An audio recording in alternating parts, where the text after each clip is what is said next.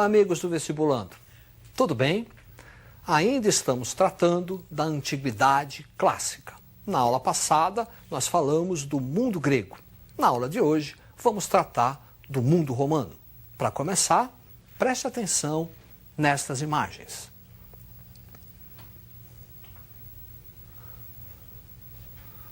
Você viu aí ruínas do Coliseu, palco das famosas lutas entre gladiadores e da perseguição em cristãos, que tanto caracterizam a história romana. A história romana é dividida em 3 períodos. Monarquia, período que é marcado por lendas, muito bem retratado na Eneida de Virgílio. E o período republicano, caracterizado pelas tensões sociais. Durante o período republicano, a principal instituição será o Senado. O Senado é quem toma todas as decisões políticas. Magistratura será uma outra instituição política que vai executar aquilo que foi determinado pelo Senado. As tensões sociais do período republicano envolvem a luta entre patrícios, que tinham o monopólio do poder político, e os plebeus, grupo marginalizado. Lei das 12 Tábuas, primeiras leis escritas de Roma. Depois, a criação do tribunato, ou tribunício, os chamados tribunos da plebe, que eram os representantes dos plebeus no Senado. Entre esses tribunos, 3 aqui merecem destaque. Primeiro, o Licínio, que foi responsável pela abolição da escravidão por dívidas. Depois, Canuleu, que fez uma lei autorizando o casamento entre as classes, patrícios e plebeus, igualdade civil. E, por fim, Hortêncio, que vai fazer a lei onde as decisões tomadas na Assembleia da Plebe tenham força de lei. É o famoso plebiscito. Para você não esquecer o que foi dito até agora, preste atenção no quadro. Legislação romana, lei das 12 tábuas, primeiras leis escritas, o tribunato, e deste tribunato, 3 nomes importantes. Lei Licínia, abolição da escravidão por dívidas, Lei Canuleia, igualdade civil e permissão de casamento, e Lei Hortência, a criação do famoso plebiscito. Ao mesmo tempo em que ocorrem essas tensões sociais, Roma também realiza a sua expansão territorial.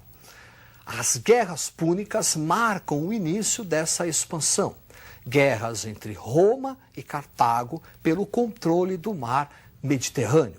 Os cartagineses também eram conhecidos como punos, daí o termo guerras púnicas. No final, Roma vai conquistar toda a Itália, boa parte da Europa Ocidental, norte da África e o mundo helenístico. Para você visualizar o que estamos falando, preste atenção no mapa. Esta parte em destaque refere-se ao ponto máximo de expansão territorial do Império Romano. Perceba que o mar Mediterrâneo está bem no centro desta conquista. Esta expansão territorial vai trazer profundas transformações para a sociedade, política, economia e cultura romana. Por exemplo, o surgimento dos latifúndios, as grandes propriedades. A atividade romana torna-se mercantil. O que se produz nas grandes propriedades, trigo, uva, passa a ser comercializado pelo Império ao longo do mar Mediterrâneo. Desenvolvimento do escravismo, quer dizer, após a expansão territorial, a principal força de trabalho será a escrava. Êxodo rural, um abandono do campo em direção à cidade. Isso por conta do latifúndio. Começa a aparecer os sem terra. E eles se dirigem até a cidade, porque lá na cidade o Estado romano está adotando a famosa política do pão e circo, distribuição gratuita de alimento e a diversão em espaços públicos. Você viu o Coliseu, onde havia as lutas de gladiadores e a perseguição aos cristãos. Também vão surgir os homens novos. É um novo grupo social que vai se dedicar a uma nova atividade econômica e também prestar serviços ao Estado, financiamento e, por fim, as guerras civis. As tensões entre patrícios, plebeus escravos e homens novos, chegam a tal ponto que Roma conhece um período de guerra civil.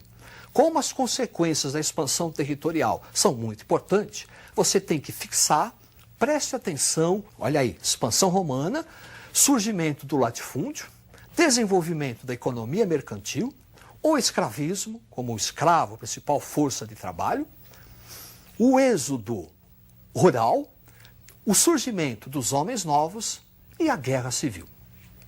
Após 100 anos de guerra civil, Roma começa o seu império. O período do império em Roma é dividido em duas partes: Alto Império, Baixo Império.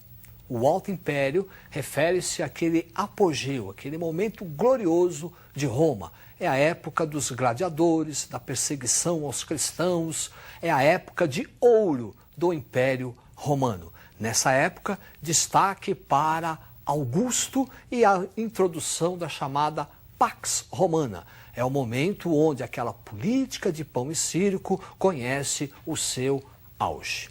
Baixo Império é o período da crise romana por conta da diminuição do número de escravos. A partir do imperador Trajano, o exército romano não faz mais conquistas. O exército passa a defender, a proteger as fronteiras de Roma. A médio e longo prazo, essa política vai trazer problemas para Roma, porque se não há expansão territorial, não há escravos. Com isso, diminuição do número de escravos e há uma queda na produção romana.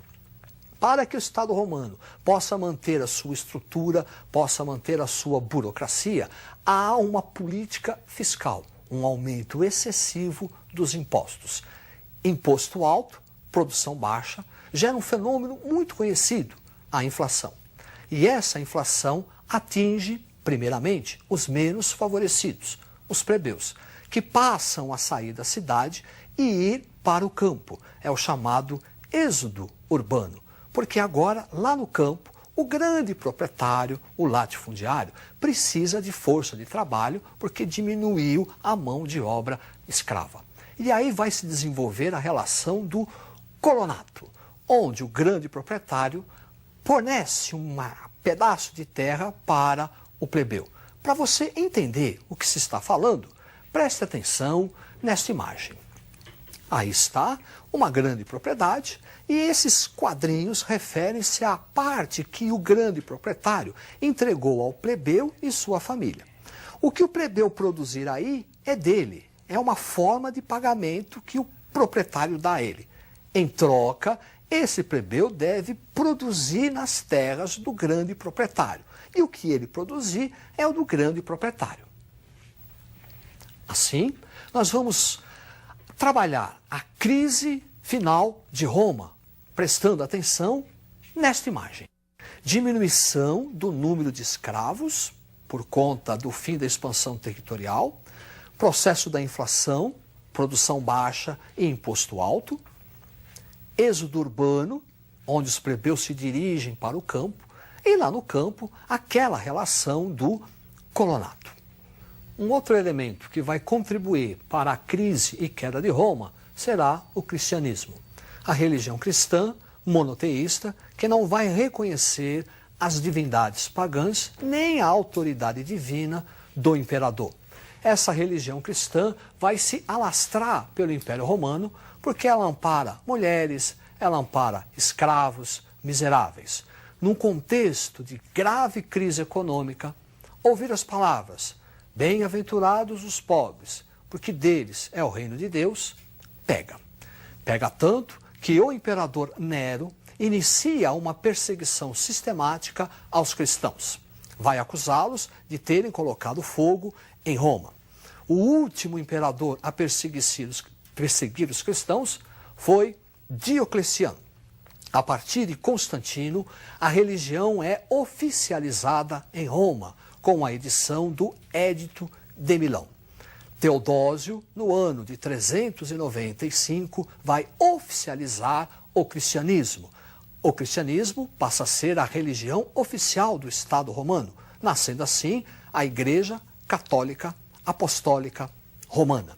Esse mesmo imperador, Teodósio, para contornar a crise por qual passava Roma, vai exercer uma reforma administrativa, dividindo o império em duas partes. Para você visualizar, preste atenção no mapa. A parte leste refere-se ao Império Romano Oriental, com capital em Bizâncio, futura Constantinopla. A parte oeste, Império Romano Ocidental, com capital em Roma. Esta parte oeste será a parte ocupada e invadida pelos bárbaros germânicos a partir de 476, que é a data oficial da queda do Império Romano.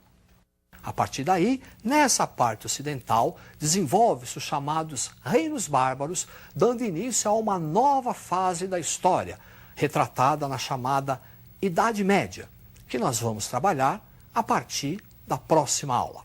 Boa sorte, estudem e até a próxima!